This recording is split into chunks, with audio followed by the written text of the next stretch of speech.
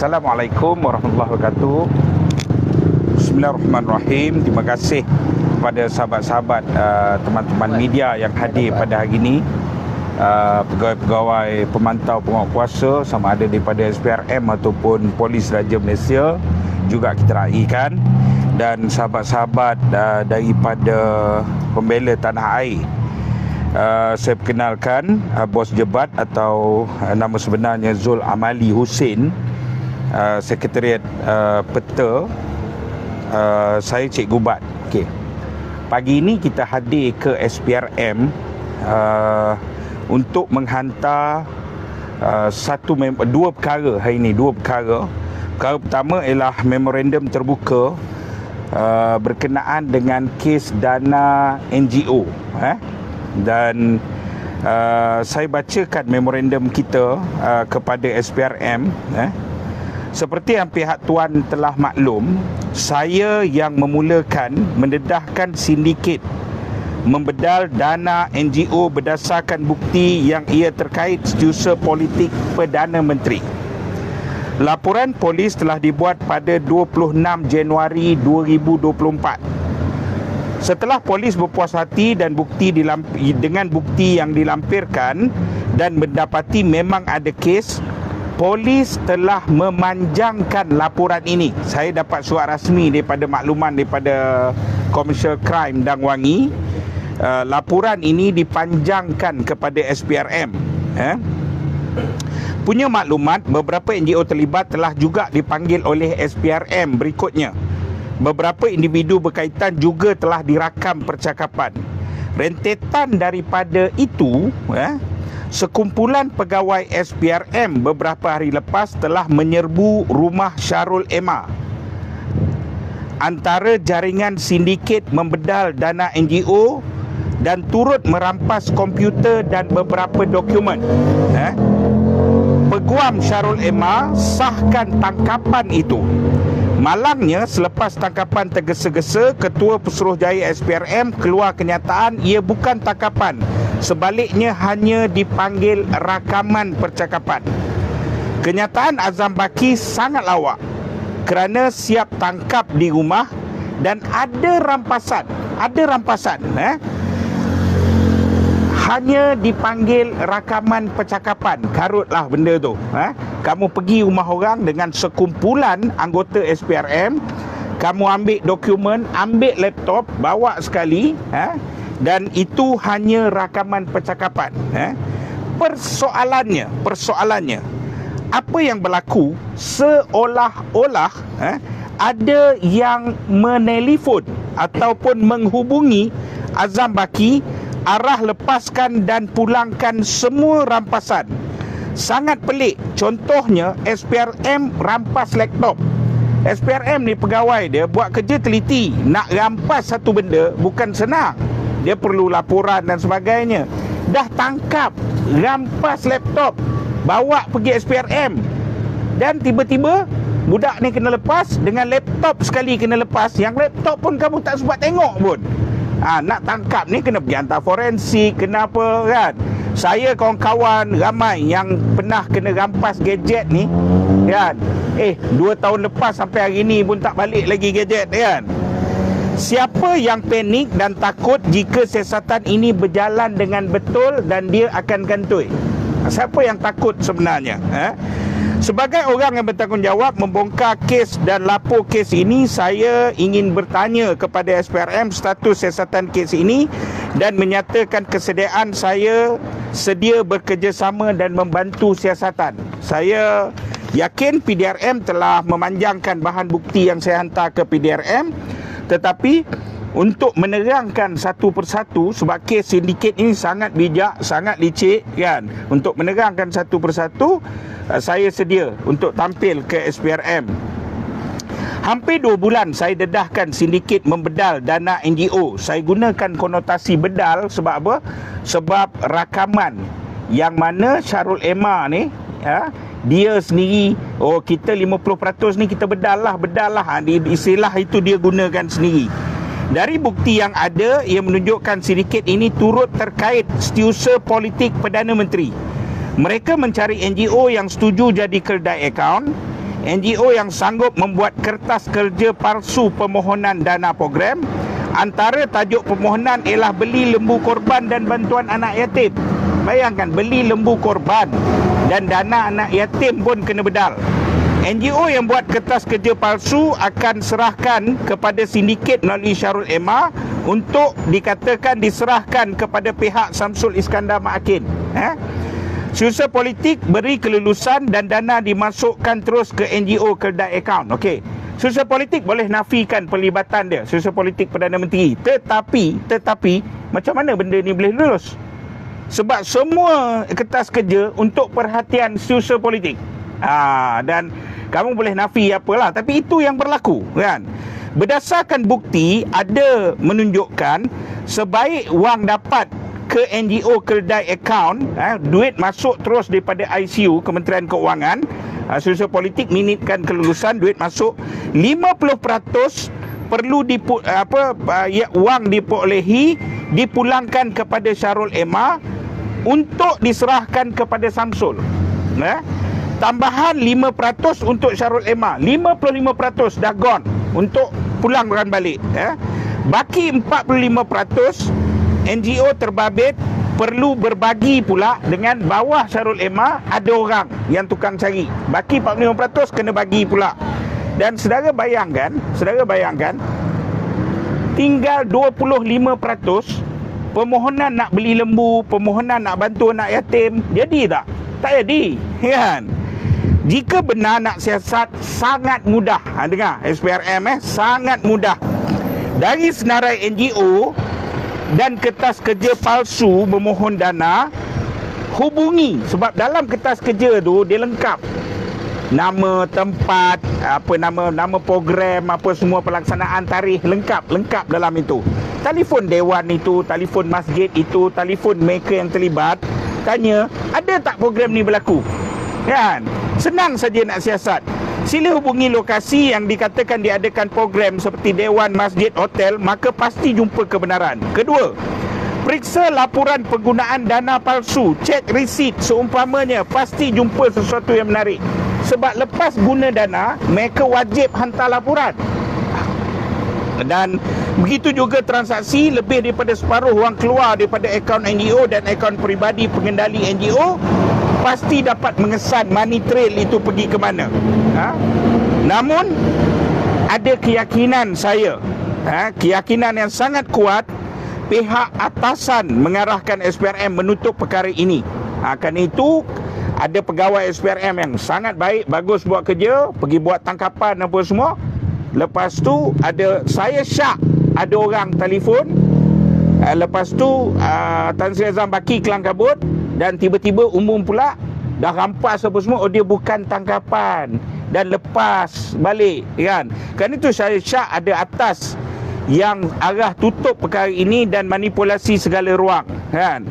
Dan saya tanpa berselindung, Tan Sri Azam Baki memang banyak kes korupsi. Pasti dia akur untuk menjadikan SPRM tunggangan dan mematuhi permintaan atasan. Hari ini saya akan submit semua laporan saya pada polis, dan saya akan hantar satu memorandum berkenaan dengan kes ini. Okey, untuk kes ini dulu, selepas ini pasal anak Anwar Ibrahim, kes ini dulu ada apa soalan? Tak ada soalan. Terang, pandai cikgu mengajar. Terima kasih. Okey. Dan hari ini juga kita hadir untuk memanjangkan kepada SPRM berkenaan dengan Nurul Izzah, kan, tular dokumen 35,000 3 hari bekerja. Popular, ramai orang nak cik kerja macam ni, kan. Tapi sayang dia bukan anak Anwar Ibrahim. Saya persila bos Jebat untuk membaca serahan kita kepada SPRM. Terima kasih oleh Cikgu Bat. Bismillahirrahmanirrahim. Ini hari kita ada buat memo terbuka. Memo terbuka mohon penjelasan Anwar lantik anak tak didakwa, sebaliknya rakyat biasa kena dakwa. Okey, adalah perkara di atas dirujuk 17 Februari 2024. Bekas pengurus besar Panorama Melaka Sdn Bhd didakwa di mahkamah kerana melantik anaknya sebagai penolong pegawai sumber manusia melalui satu sesi temuduga 27 September 2023. bekas CEO Halal Hub Melaka didakwa kerana melantik anak sendiri sebagai pegawai kewangan syarikat. Begitu serius SPRM dan Jabatan Peguam Negara mendakwa rakyat yang salah guna kuasa melantik anak dalam syarikat. Malangnya, pelaksanaan Undang-Undang Malaysia pakai kasta. Rakyat kena ikut, tapi pemimpin rejim campuran boleh buat apa dia suka.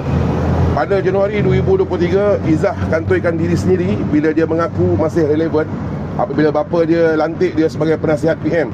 Bila dikritik dan dikecam teruk, Anwar Ibrahim halalkan perkara itu dengan kata tak ada sebarang allowance. Malah lantikan anak beranak Kornisma ini tanpa interview berlaku juga di pelbagai peringkat dalam kerajaan. Contohnya, Yang di-Pertua Dewan Rakyat awal Februari 2023 mengaku lantik anak sebagai pegawai parlimen. Malah bangga mempertahankannya. Bila pemimpin rejim campuran hanat lantik halal, ianya hanya salah bila rakyat biasa buat. Terbaru, Peta menghantar memorandum pertanyaan kepada PM apabila terdapat dokumen tular menyatakan Izzah dilantik sebagai penasihat agensi kerajaan laksana dengan gaji RM35,000 dengan hanya 3 hari bekerja tanpa wajib masuk pejabat. Bukan saja PM membisu, tetapi memorandum itu dijawab oleh Nurul Izzah dan kuncunya dengan pelbagai ugutan. Persoalannya, Izzah sudah rasmi menjadi penasihat bapak dia. Kenapa pula dia nak dilantik penasihat sebuah agensi di bawah bapak dia kalau tidak kerana nak halalkan atau dapat allowance? Ia bukan hanya persoalan dapat allowance, tapi akses pada syarikat, agensi dan kontrak serta tender itu jauh lebih menjadi persoalan. Kenyataan Kementerian Kewangan jelas memang ada 2 dokumen, maka dokumen tular itu bukan palsu. Reformasi sudah menjadi reformati, Madani sudah menjadi Madanon munafik. Bila jadi pembangkang, suruh rakyat bersuara persoal itu dan ini. Bila jadi kerajaan, bungkam suara rakyat bertanya dan mengkritik. Siapa bangkit apa saja, diguna penguatkuasa ugut suara rakyat. Salah guna proses mahkamah, saman sana sini. Nampaknya pelaksanaan hukum negara pakai kasta. Reformasi sudah reformati, Madani slogan munafik.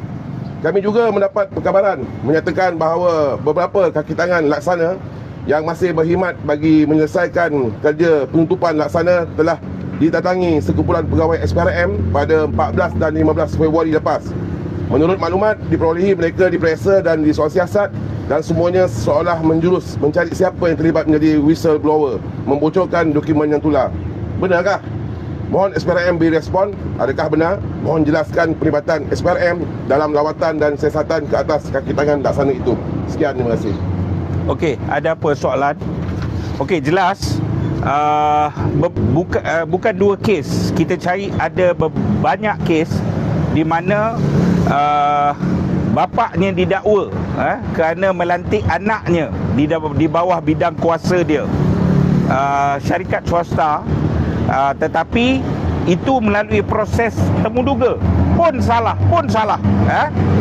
Bagaimana dengan lantik anak sendiri tanpa proses temuduga dan tanpa kelayakan?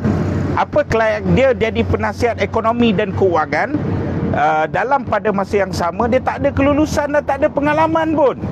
Yang dia ada adalah susu galuh anak Anwar Ibrahim semata-mata. Dan ini SPRM buta ke? Pejabat Peguam Negara buta ke? Kan? Dan bila kita bercakap pula dalam negara bernama Malaysia ni hari ni, dalam kerajaan yang kononnya melaungkan reformasi, kita bercakap aja kena kena ugut, kena laporan polis, kena itu, kena ini kan. Laporan polis pula, semua yang pihak diorang buat laporan polis kita kena panggil. Kena panggil je kena sedekah telefon. Nak buka kedai telefon apa kita ni? Kan, ini penindasan, intimidasi yang teruk. Kan, lepas tu ugut saman. Memang perkara kita cakap, kita berani pertahan. Tapi untuk berdepan kita kena bayar lawyer, kena itu, kena ini kan. Ini satu kezaliman. Reformasi sudah jadi reformati kan. Madani, Madanon munafik. Jadi kerana itu hari ini kita tampil untuk menghantar 2 perkara dalam bidang kuasa SPRM dan ia harus disiasat segera. Kan? Jangan kerana anak Anwar Ibrahim semua boleh kan. Dan dalam isu NGO ini kita menyasarkan sebenarnya bukannya Syarul Ema. Kita menyasarkan sebenarnya ialah kepala sindiket ini, orang yang memberi kelulusan dalam dana NGO ini kan.